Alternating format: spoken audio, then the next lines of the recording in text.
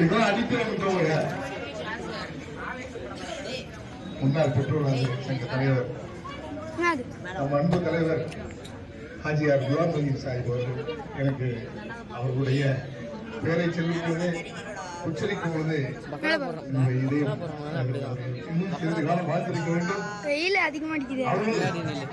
இந்த பள்ளியை மேல்நிலை பள்ளியாக ஆக்க வேண்டும்.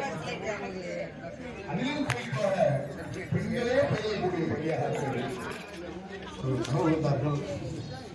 இந்த கனவு கடைசி இறுதி காலம் வரை அவருடைய 90-92 வயது மெமரி கான்செப்ட் ஞாபக சக்தியை குறைவுங்கிறது அவர்களுக்கு ஏற்படவே நல்ல நினைவுகளோடு இறுதி காலம் வரை சதா அந்த பள்ளி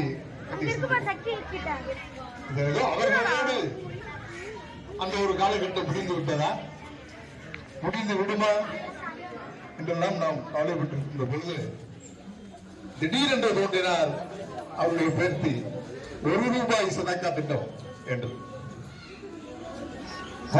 ஊராட்சி மன்ற துணைத் தலைவராக இருக்கின்ற அருமை முகமது இஸ்மாயில் புதவி சாஜிதா பான் ₹1 சதக்கா திட்டம் சின்ன அளவில் தொடங்கி இன்னைக்கு வயநாடு பேரிடருக்கு லட்சக்கணக்கான ரூபாயை மக்கள் மத்தியில் வசூல் பண்ணக்கூடிய அளவுக்கு முன்னறியதோடு அல்லாம இங்க பயிலக்கூடிய மாணவர்களுக்கும் கல்வி தொகை இங்க பயின்று 1ஆம் வகுப்பு 2ஆம் வகுப்பு 3ஆம் வகுப்பிலே அதே போன்று இந்த வயநாடு பேரிடருக்கு பெருங்களவிலே ₹1,00,000 கடும் உழைப்பாளர்கள் ₹1,00,000 மேல போயிட்டே கலெக்ஷன் வந்துகிட்டே இருக்கு. பெரியவங்க தனவந்தர்கள் தான் கொடுக்க முடியும் காலம் மாதிரி 10, 5, 50, 100 என்று ₹1,00,000 அவர்கள் வசூல் பண்ணதும் இல்லாம அவருடைய குட்டி பையன் உண்டியில சேர்த்து வச்சிருந்திருக்காங்க. ஏதோ பொருள் வாங்கறதுக்காக அவருடைய மகன் என்னுடைய பேர் யாரோ கண்டு நைட்ல படுத்திருக்காங்க. காலையில எல்லாம் மண்ணோடு மண்ணா எண்ணற்ற மக்கள் மண்ணோடு மண்ணாக இறைவா என்ன இது சோதனை, ஏன் இந்த வேதனை என்று மக்கள் எல்லாம் வருத்தப்படக்கூடிய அளவுக்கு அவர்கள் மண்ணோடு மண்ணாக விட்டார்கள். அந்த மக்களுக்கு உதவுவதற்காக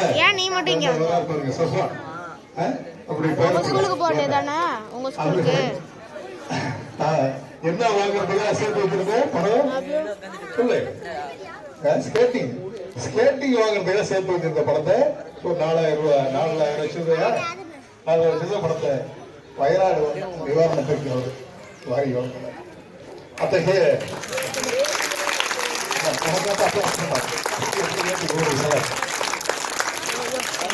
அது போன்ற ஒரு நல்ல சிந்தனையை நல்ல செயல்பாட்டை தனது வாரிசுகளுக்கும் வளர்த்து மறைந்த அருமை தலைவர் ஹாஜி எம்ஏஜி அவர்களை மீண்டும் மீண்டும் நான் நினைவு கூறுவேன்.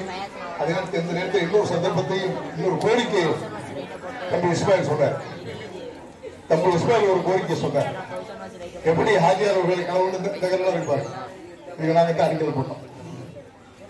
இது ஹைஸ்கூல் ஆகிறதுக்கு மாயவரம் வரைக்கும் தம்பி இப்ராஹிம் பாக்குறாங்க. நிச்சயமாக நான் முன்னாள் எம்எல்ஏ துரைக்கண் அவர்களை நான் நினைவு கூற வேண்டும். ஹாஜியார் என்ன சொன்னாலும் அவங்க துரைக்கண்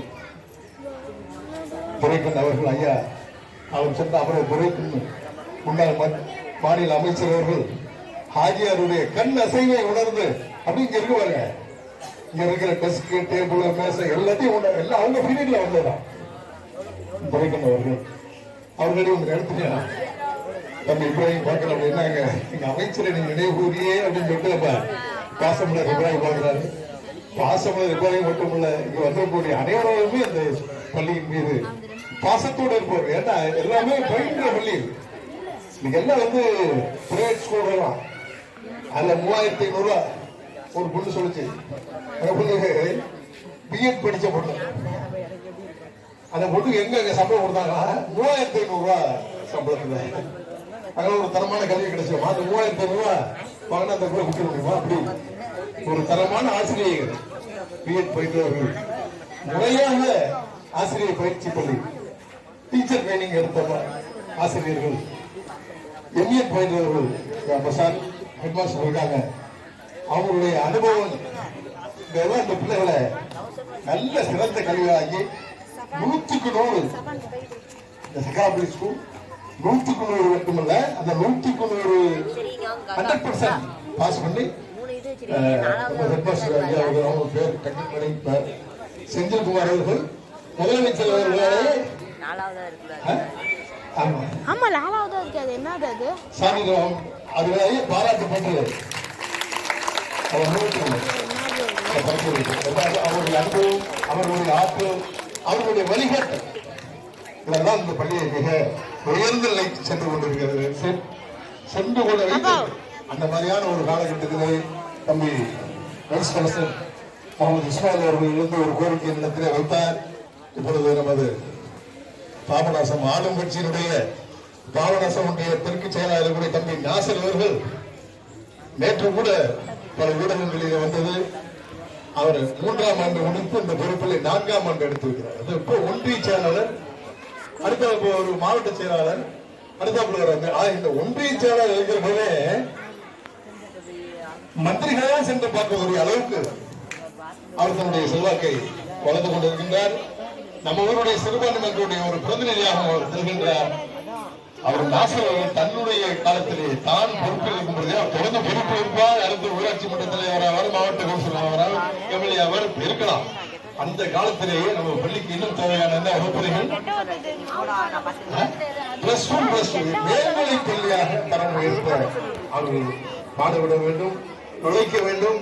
அந்த ஆகியோர்கள் கண்ட கனவு இது பெண்கள் மட்டுமே பயிரக்கூடிய ஒரு மேல்நிலை பள்ளியாக திகழ நாசர் அவர்கள் ஒத்துழைக்க வேண்டும் என்றுதான் இந்த நேரத்தில் ஒரு அனைவரும் சார்பாக கோரிக்கை விடுத்து இப்பொழுது இந்த முதல் 3 வகுப்பில் தேர்ச்சி பெற்ற பாலமணி செல்வங்களும் மேற்கொண்டு இதோட படிப்பை அப்படியே நிறுத்திடாம மேற்படிப்பு படிக்கணும். அடுத்தடுத்து கல்விதான் அந்த நிறுத்தி பல இடங்கள்ல சொல்றது நினைச்சல அப்ப சொல்லியிருந்தாங்க.